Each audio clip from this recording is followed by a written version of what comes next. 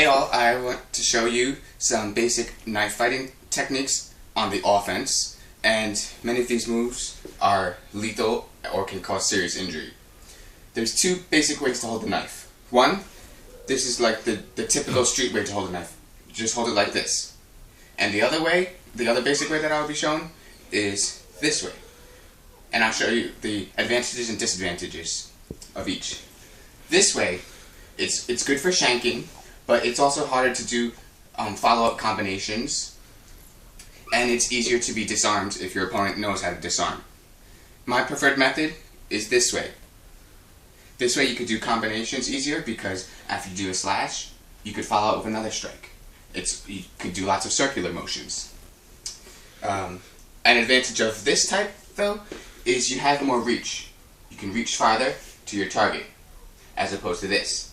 So, if you're fighting an unarmed target, you don't want to be disarmed because they'll try to disarm you, and you're not worried about range as much because they don't also have a weapon. So, my recommendation would be use this method.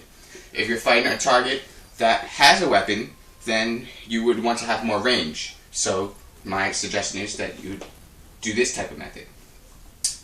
I'll be going over some strikes using this method because it's my preferred method. On the human body, the veins and arteries on the limbs, they go up and down, up and down, up and down.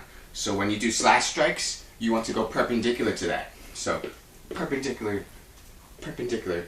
Up and down, it'll still do damage, but not as much. You want to get your opponent down and disable him as quickly and efficiently as possible.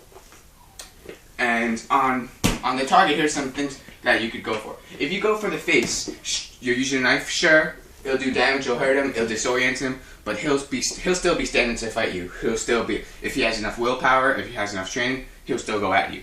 But a good spot, trachea. So, a slash to the trachea, and he'll bleed into his trachea, and he's going down relatively quickly. And because you're holding it this way, you could do combinations. So you could do a slash and follow up with an elbow, and then like an open palm strike into the heart, and he's going down. Another one to make him go down pretty quickly is a shank into the solar plexus. That is where he uses to breathe. So if that's down, he won't be able to breathe. Another one is a stab into the armpit or in between the ribs, and then drag it down and pull out. Whenever you do shank or stabs, right as you pull it out, turn the knife a little bit. By turning the knife, you're doing more damage and pulling it out. But do it as you pull out, because if you turn it too soon, you might get your weapon stuck in your target, which would be very bad. So, yeah. So, boom, boom, boom, boom. So, you can have lots of circular type movements with the slashing. Okay?